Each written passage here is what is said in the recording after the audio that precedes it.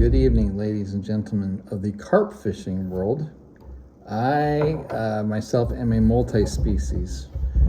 I was asked to describe my stalking rod. I do not yet have a dedicated shoreline rod system. I don't even have a rod for my double holder that I got from Curtis Gorey. Have not gotten rods and reels for that. Well, I have an 8,000 size bait feeder, Kuma Avenger. I just don't have a rod for it yet. I'm kind of considering taking my 6-weight fly rod blank and making a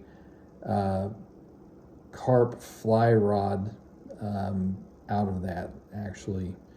It's just heavy enough to handle bigger and just light enough to handle smaller and be able to handle both and still have fun. I would more than likely get a large pawl reel, a bigger reel. But I could see having Brent LeGrady making that into a fly rod. I've kind of been messing between a finesse bass rod and a fly rod for a carp. I am able to tie streamers and mudders, woolly buggers, whatnot. But I would have to wait until I have a new fly tying rig and space where I can actually do it and not disturb my roommate, who's the homeowner, because I have respect for her environment. I'm merely a resident here, so I have to really be cognizant of that. But I wanted to go ahead and not just describe my stalker rig, but actually showcase and go over what I do with my stalking rod. I've got my multi-purpose tackle box. I've got my couple of slip bobbers, leader lines and whatnot. So first thing first, it is a Dio Revros 3000 long spool. I got the T-handle instead of the standard. It is 20-pound Power Pro, no, excuse me, I'm wrong. It's 20-pound Berkeley Extreme Braid. It was 17 and change for a 300-foot spool. And most of that is on this reel, by the way. But it's really lightweight. It's a very strong frame reel. The handle set screw, God, I can't use words today. I had to human all day, so it is very, very attachy. It's very good at holding this on. It does not get loose. I've kind of thought about putting Loctite on it anyway. This is a SHX 341.3, so it's a 3-piece. It is an 8-foot, and it is a supremely heavy-duty rod. Now, when I had this built, my ex-roommate wanted a catfish and carp rod because she at the time was going carp and catfishing with me on a consistent basis. So it is a skeletonized reel seat, 1.5 inch front foregrip cork, 2-tone, to a believe this is a 14-inch. And I told Ron, because he was the one that made it, Ron Weber of Southwest Custom Rods, that he could inflect a little bit of whatever he wanted. He did make it kind of one of the ones that flares out. I personally am not a big fan of that unless it's on a bigger rod like this. My panfish rod is also a cork handle. It's 14-inch. But it's also very skeletonized. It's a very skinny cork. I like to have a lot of hand purchase on the handle. So it is a double lock, so you can lock down after you've locked the front nut. Keeps it on really well. It's got more than enough material with the shrouds for the reel to seat pretty much all the way up through like an 8,000 size would still hold it. I have had the 8,000 size on this. It does not feel right in balance. Like I said, it is a 3-piece. So the first like damn near 3-footer rod, joint, piece, joint, and then one last one toward the end. I believe that's the section right there. So what I like about this rod is that like 90% of it is literally 90% of it is backbone, but I still get a pretty good bend in the tip, and it goes a fair amount, okay? But once it gets to the back, it's all backbone. So, well, I guess I would give it a 60-40 split, really. I was given a little bit more credit for the backbone than I really should have. So what that means with this rod, and why I like it for stalking and not just sitting in the shoreline, but I will use it for just spreading at the shore. It's micro guided. It is skeletonized on the seat. I have enough handle material to get my entire forearm and then some, okay? So what this culminates in is I have support even on the biggest carp, and I always do a 3-in-1 on this so that I can thumb right toward the end. I like to have kind of a cantilever on my handling of my rod. But because I have this, if I'm really wrenching into it, I can grab at the back and hold it double-handed and be comfortable. Cast like a bullet, even with the lightest weight. I stick with 14 and 15 pound leaders respectively. I use micro swivels when I can. If it is a heavier variety of carp and I know it, I will go to my large scale swivels. However, and by large scale I mean these ones like this. And the other ones I have, they're little micros, but they're rated up to 30 pounds. And there's ones that are just slightly bigger than that are rated up to like 50 pounds. They are heat and cryogenic treated, Owner Pro parts. They don't advertise that on the pack. I emailed Owner and asked. They said, yes, we heat treat them and cryogenic treat them depending on the series of swivels. They also do that on a fair amount of their finesse mosquito hooks and regular circle hooks. So the whole range of Owner, they're pretty much the only brand I use for my whole range of fishing. I've just never been disappointed with them, okay? Secret weapon, I use a lot of bread. I use plain Walmart white sandwich. It folds on a hook good. It can ball up on a hook good. I can throw it top water just by putting the hook in the corner. It is flawless, okay? I never have a problem. Well, one of the things I do is I'll fold it real tight because I know it's going to expand a little bit in the water, and I'll water it a little bit, and then I will put that shit on it. I'll rub it in, man. I don't know, sometimes carp like sweet, sometimes they like spicy. I never have a negative response with chili powder. I don't know what it is about this magic spice. They go fucking ballistic on this. I've even, when I was doing pop-ups, I was even dipping the pop-ups in the water and then putting this on it, and it enhanced everything. It's retarded how well it works. I use Polish slip bobbers, which are much more finesse, real small diameter tube. Makes them slip into the water despite the size of the bobber very well. I get the cheap fill that has the top and bottom almost the same diameter. I don't like the brand, but I cannot argue with the fact that this is like $3-4. I do not have any everlasting slip bobbers in my possession at the moment. I have other priorities. I can't make the order I want to make. Like I said, I go multi-species. There's lots of compartments that I got to deal with. I'm trying to keep my car maintained. I'm getting ready to get my teeth to start being fixed. I just got a lot going on. I got to get another phone. This one is starting to go out, and that's going to really cost me because I refuse, and I'm saying this from the bottom of my heart. I love Verizon's service, but T-Mobile and Verizon, fuck you guys for saying it's a free phone when it's on the fucking payment plan. It's not free to us. We have to stay with you for a certain amount of fucking months for it to be free. That's not free by definition, idiots. So, long story short, I paid this phone off that I'm using. It is an i13. I could even go to a 16 Pro Max and be way better than this phone. But I could go to a 17 Pro Max with a 256 gig drive like this one has and have 10 times the phone. And I have talked to Apple about this. When they did the 17 Pro Max, their intention was to be able to software update continually this phone for up to 12 years and it to be a viable device that entire time, regardless of whatever else they came out with, okay? That matters to me. I do everything on my phone.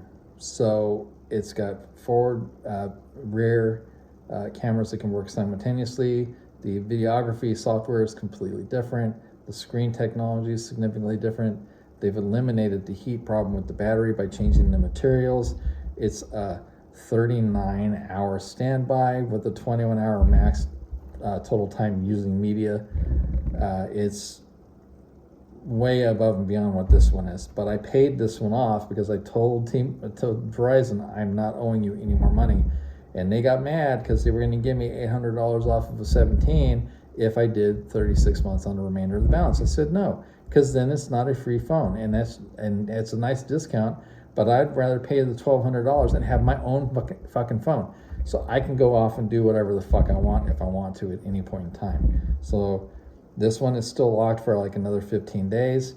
But if I get an i17 Pro Max, I can go there. I can get my PIN card put in it, rock and roll. I have no problem with the network. Now that this one's paid off, it's $74 a month. Most places are $70 to $80 a month. Metro and Cricket and all those other lower priced ones are shit. I've had them. I refuse to go back to them, even if I'm paying a bit more. So that ends that. So let's get into the leaders. Regardless of Carp or Bass, I use Daiwa's J-Braid and their J-Fluoro primarily as my leaders, okay? I find that they're very consistent for the price. I used to be a Sunline whore. I could do no wrong on Sunline. I profess them from the top to the bottom of the heavens and hells and refused to use anything else. But I was replaced, because I wasn't using braid at the time, I was replacing $100 or more in line on all my rods for bass and carp and catfish every fucking month. Well, that gets a little fucking expensive after a while. I can leave braid on my reel for like a year and never even question whether or not it's still going to be strong enough, even if it loses all the color. It's just a completely different animal.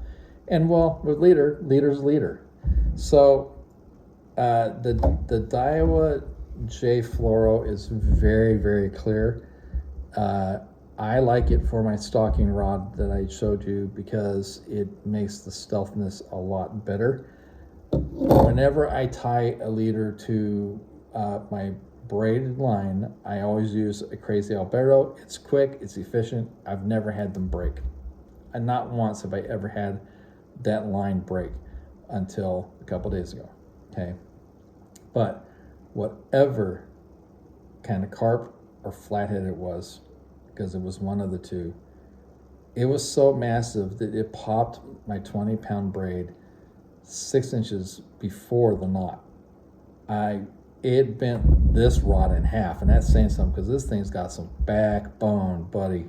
It is a ferocious fucking rod, and it's so light, even with the reel, that I can carry it all day long. I can hold it in my hand all day long, and I have no issues with it. It's a ridiculous setup, but I use that when I'm trying to truly stealth stock. If I'm doing stock and shoreline, because I do dual purpose this rod, then I use this Suffix is a copolymer. I can't remember, it's like triple advanced. It is a copolymer, but it's considered a performance monofilament, but it is coated to make it a true hybrid line. And, it's not nearly as invisible as the fluorocarbon, but it's got quite a bit more stretch to it, which means it's more forgiving in some ways. But it also handles like shit. I liked Suffix braid when I was throwing frogs for bass. I like it for the strength and the stretch that it has for going for bottom carp. Doesn't really lend itself very well to true stealth stalking, where this shit absolutely does. So I would recommend, if you're stalking, using a stalking setup and tossing things like bread, berries, whatever you happen to toss for them, fluorocarbon, as long as you have a decent rod bend, I would do it. I would not do the mono or the copolymers, because they just see it a lot easier. And, if they're not really very bitey, that can be kind of an issue. So now I can get that out of the way. Oh, by the way, this, when it was made, was $180. Now, if Ron was going to do it, because of tariffs and inflation and all that, it would be about $400.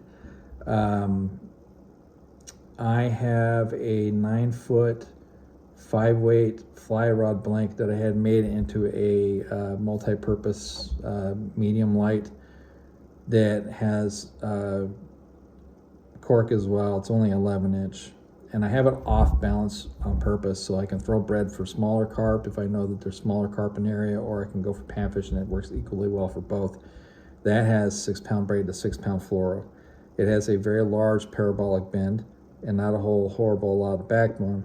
It's a phenomenal all-around rod. I consider it a stalker rod as well, but it is one that I pull out a little less often, because a lot of times I run into large to small scale carp and I want to be able to cover it all, and this rod does that. All right, so as far as hooks go, now I'll have to get a couple out here. Really, a lot of that depends on the area I'm going, how much bread I'm going to use, and the size carp I know are going to be there, because there are places where it's known that they're going to be super tankers. This is a number 1 owner wacky rig hook. It is a circle type hook with a slight reverse bend. It has a lot nicer size on the inside of the hook, and the overall dimension is still fairly small because of the way it curves back in. It has a slight offset.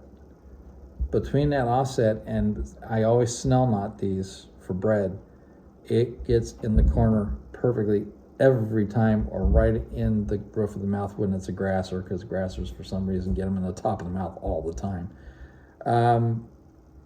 I get 57 pack of these for about $20. They last me quite a while. If I am going stealthier, if I'm going truly stealth, if I'm going for small to medium sized carp, I get a size 2 finesse mosquito from Owner. It has the same kind of back bend but slighter, but it has that same kind of turn back on itself, but it has a little more of an abrupt turn back, kind of like a scorpion stinger. I get 57 packs of those as well. I get a 200 pack of these at a time off of eBay. These are the small micro size. They work pretty good with these slip overs with the smaller tops. I use a variety of weights. I don't use a lot of traditional carp slip weights, because I don't throw the heavier rigs most of the time, but I'll use like a 1/4 cylinder for drop shot. Just pull it down on the line. Line's thick enough to hold it in place. I put it right near the swivel. I always run a swivel. I go braid, leader, swivel, and then leader to the hook. I usually do 18 to 24 inches or so between the leader and the hook. That way I can put a weight up, and it can still kind of be up in the water column, and they can take it and drag it off. If I'm going super heavy, this is where we kind of get into it. If I am going for absolute super tankers, and I am using a stalking rod, I've got these little 1 ounce eggs. I love them. I will take these micros, these micro bobber stops, and I will take one of these bees on each side. They're just big enough to work with the weight like this with the hole, but they're also just small enough to where the rubber stopper will not go into it. And then of course that same swivel I was talking about, these are rated for 80 pounds, I believe. And then I got the 1/0 circle. This is for bigger like magnum worms, but it's got that nice curve to it. I put a lot of bread on it. I can put pack bait on it. The snell, it just has that positive kickback. It's still got that kind of slight turnout. It's a great hook setter, but I only throw this when I know that there's going to be 20-pound plus carp around, and there are places in Dobson where they do frequent. I have encountered them, and I think what I encountered that broke my line broke me before the leader on 20-pound braid for the first time in my entire life's fishing was probably a flathead. It dug down and didn't want to move, and then when it did move, it was not a good day. I kind of theorized that I think it may have taken me under a rock, and that may have been what broke the line, because there was some fray to it. It was not a perfect pop. But I make things as stealthy as I can. Like for instance, this rod build, they're all micro guides. You'll see that they're very minimal, and these ones are the ones that are pure one piece. There's no insert to get fucked up. And the first one is an airwave. So the reason I went to all micros and airwaves on all my rods, and I've got different series of airwaves, like the ones on my finesse bass rod, which I use as a finesse stock rod, by the way, and it works for baby carp, and it's fun. There are different series. There are ones with zirconium inserts. They're still pretty tough. They're not expensive. I can go on Mudhole and get a complete set for like $14. These ones are a little bit more, these are the heavy duty. They're meant for catfish, carp type rods. I think it was about, if I was going to do it now on my own, I think when I priced them last time, they were like 19 to 21 bucks. It's not that incredibly horrible. But yeah, I mean, it's durable. It's got just enough bend to get sensitivity to where I don't have to worry about the fluorocarbon popping because it doesn't stretch. Has great control, great comfort. It's just for what I paid, you'd be hard, or what she paid. She owed me money, so she gave it to me, and she stopped fishing too. If you were going to have a maker make something similar to this, it would be $400 to $600, and it was not that much when she did it. So yeah, and I prefer being able to just pack up and go. One of the reasons that I do not have a sleeve yet for putting carp on is because I tuck and go. I walk, I stand, I cast, I go. Walk, stand, cast, go. It's very, very rare that I stand in one spot. And just so everybody knows, because I know some people can get sensitive to this, every time I have released a carp, in the entire time I've been carping, from the time I was a kid until now, with the exception of 4 times, I have never had a carp scale on me, and I've never had one injured to the point of not being able to swim off, and I've handled them with great care. I know that my net alone is not ideal. I know the grass is not ideal, but I don't scale them, and I put them back very gentle into the water. So, am I going to get a sleeve or a, whatever that you call them that you put on the ground? Yes. That's going to happen when I get bite sensors and I get a couple more rods so I can do my pod setup, so I can actually sit and go for the bigger super tankers, say like in the river or with friends. It's going to be a while. I have to get my teeth fixed. I'm in line to get it done. It's at the Dental Institute. It takes a while. I've gotten 2 appointments out of the way. Apparently the next one is a deep cleaning, which they tell me is not going to be pleasant. But I have not had a deep cleaning of my gums or my teeth in about 19 years. So I need it. I'm planning on, hopefully, once I get my teeth done, having enough to pay off my car. That would be a very sensational, very pragmatic thing to do at this point in time, because I'm not getting any younger. And with the way the administration is going, and the previous one, and the way before that, and all the other motherfuckers that are marionetted, streamed by other people, it's not getting any better. They don't want us to own shit. I want to own my fucking car. If I can handle that, if I can get it done, awesome. So there's things that are costing me money. Of course, the regular monthly bills and all that are among them. But, I don't know, man.